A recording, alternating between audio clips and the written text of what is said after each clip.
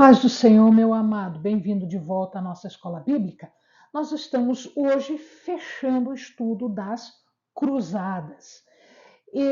Esse estudo, como já foi dito anteriormente, ele é um complemento da história da igreja. Nós temos todos os vídeos da história da igreja que estão disponibilizados no na nossa página, tá? E o amado pode ficar à vontade para assisti-lo e para compartilhar com amigos, colegas, conhecidos, irmãos, enfim, com quem o amado ache interessante. Então, nós fechamos hoje o estudo das cruzadas, que está dentro desta história da igreja. Nós chegamos, então, à nona cruzada. A nona cruzada foi convocada por, na verdade, com apoio, né, de Nicolau II. E o objetivo era o combate ao sultão Baibars, que era um sultão mameluco. Nós já explicamos no outro vídeo o que era esse sultão mameluco, né? Na verdade, essa cruzada foi uma extensão da oitava cruzada, foi a última que aconteceu antes da queda de Acre em 1291. Também tinha como objetivo a conversão dos muçulmanos à força, para que a Terra Santa permanecesse no domínio cristão. A nona cruzada, portanto, foi sob a liderança de Eduardo I, Duque de Gasconha. Gasconha é um distrito, é uma região da França. Então, eu tenho Espanha aqui, eu tenho França, e toda essa região que está aqui, em coloração verdinha clara, é Gasconha. Ele era o Duque de Gasconha, portanto, representante da França. Como aconteceu? Então, ele vai vir para o Acre, ele faz batalha aqui, tem outra aqui em Trípoli e tem outra em Apamea, perto de Alepo. Então, nós temos Alepo aqui, Trípoli aqui, Acre e Cagum aqui. Então, isso tudo, maio de 1271, novembro, depois dezembro, né? E novembro e outono de 1271. Portanto, este foi o trajeto, foi por onde passeou a nona e última cruzada. Os cruzados, em verdade, estavam indo apoiar o rei Luís. Nós já vimos que o rei Luís estava desembarcando quando ele foi acometido, ele e os seus soldados foram acometidos de uma peste e morreram. Então a cruzada aconteceu meio que ao mesmo tempo. Estava chegando gente lá, mas ele não chegou a tempo. Luís não chegou nem a lutar. Na verdade, ele morreu antes.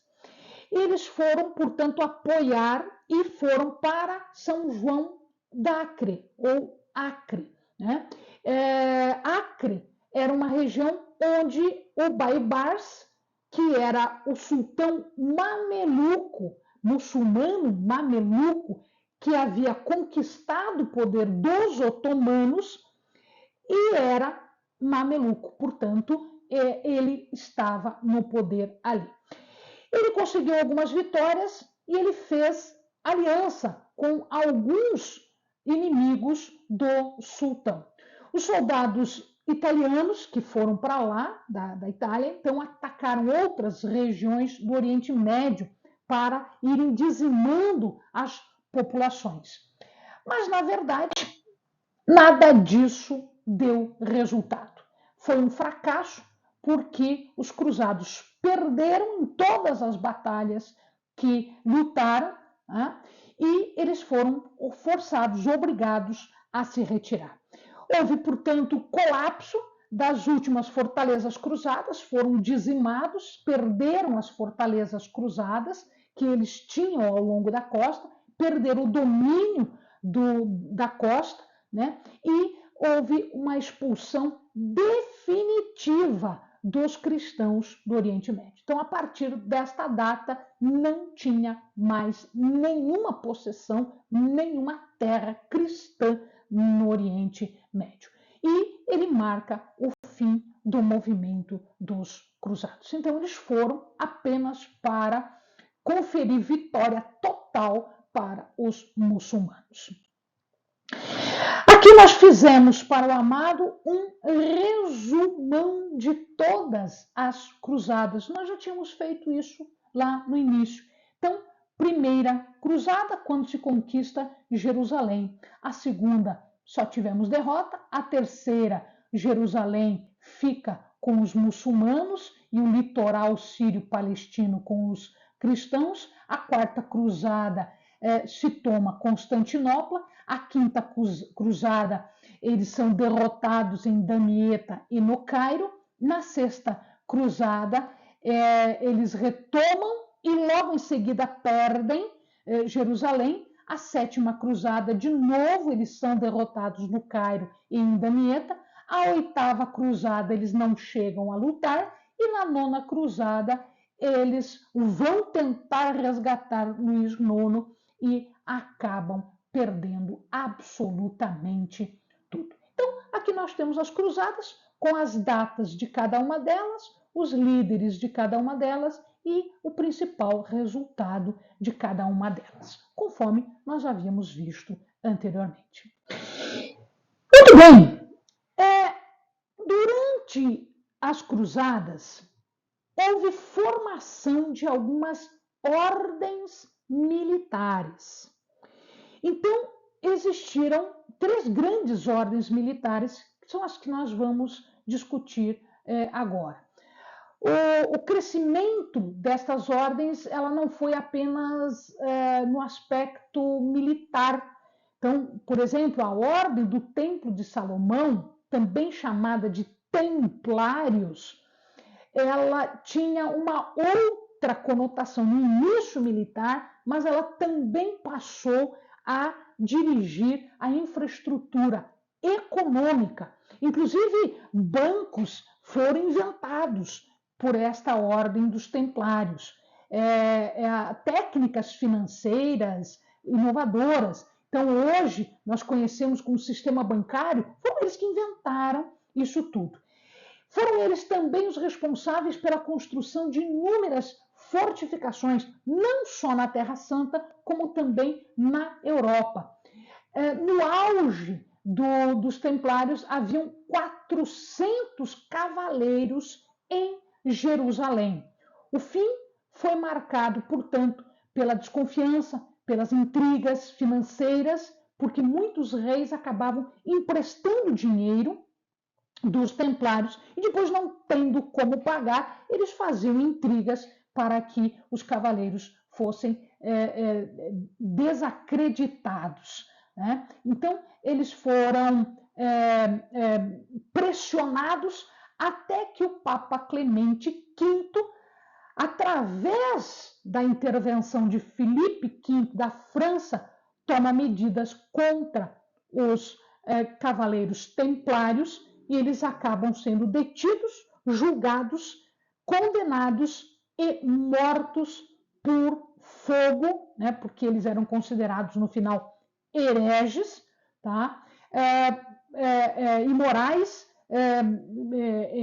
por heresia, imoralidade, sodomia, outros crimes, né? Em 1312, o Papa dissolve a ordem e os seus bens foram expropriados e dados para outro grupo de cavaleiros chamados hospitalários.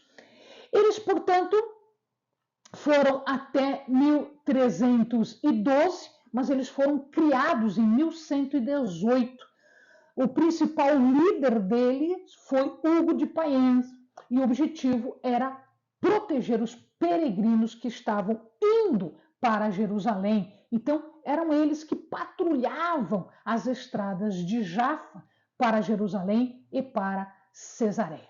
Eles faziam um voto de pobreza, castidade, devoção e obediência. Os seus símbolos eram um manto branco, apesar de que aqui ele está vermelho, mas eles tinham um manto branco com uma cruz vermelha, esse manto por fora aqui, não a capa. O manto branco aqui por dentro, manto branco com uma cruz vermelha. E eles tinham também um símbolo, né, que era esse aqui. Eram dois cruzados num único cavalo para demonstrar a humildade deles. Uma outra situação é que eles foram chamados de templários por quê? Então, isso é uma questão interessante. O patriarca latino em Jerusalém, ou seja, quando se conquista a cidade de Jerusalém, o patriarca ele foi concedido a este grupo o status de ordem espiritual. E ele deu a este grupo um local específico que era na Mesquita de Al-Aqsa, em Jerusalém, que esta mesquita havia sido construída onde antigamente ficava o Templo de Salomão.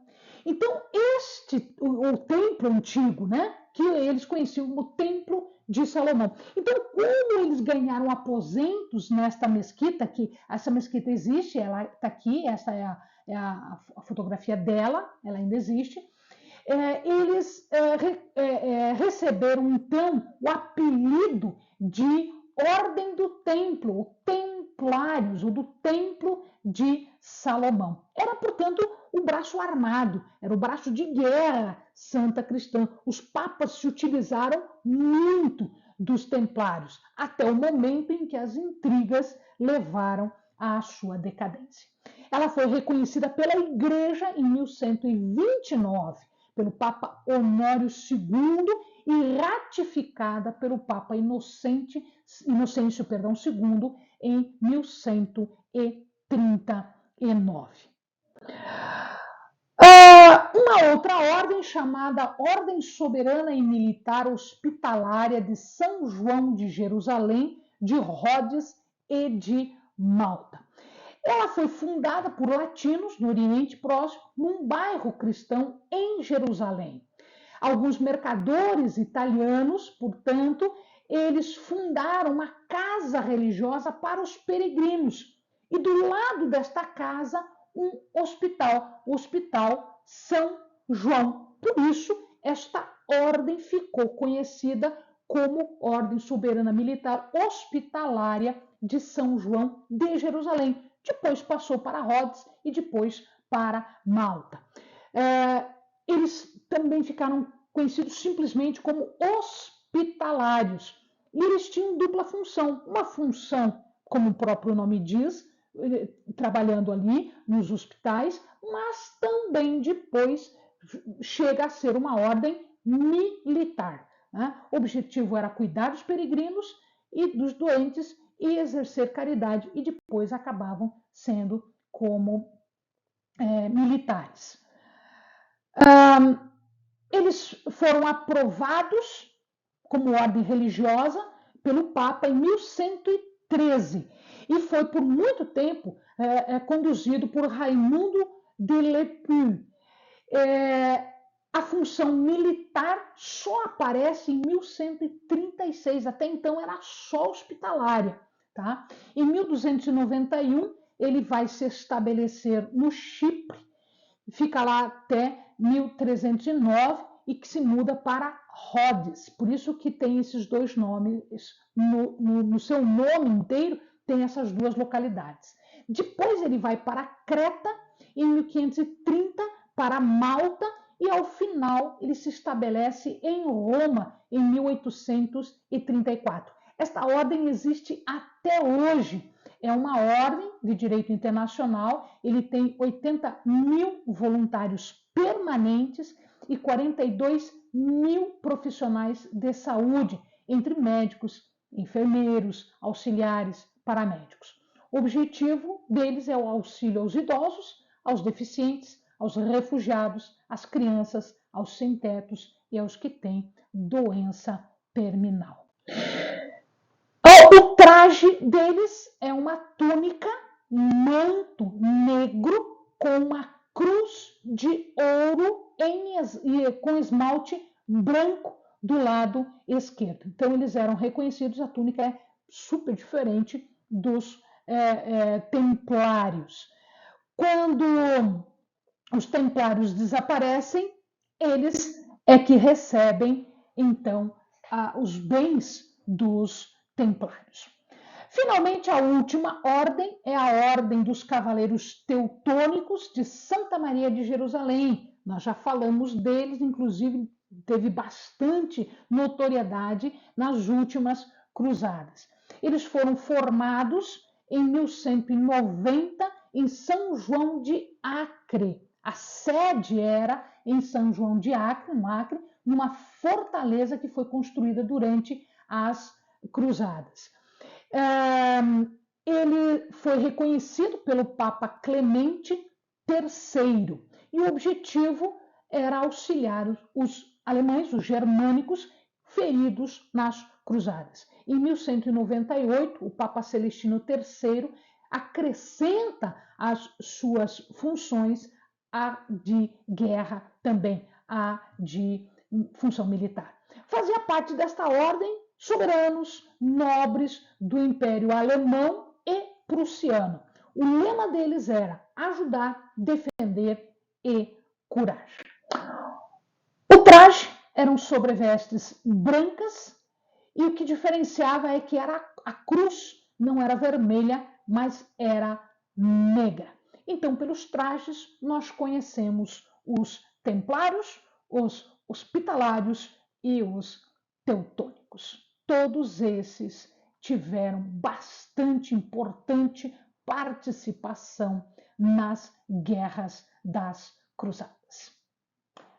Amém, amados? Eu espero que os amados tenham aproveitado esta incursão histórica que vai esclarecer muitas coisas quando o irmão for estudar, quando for ler a história da igreja. Bons estudos!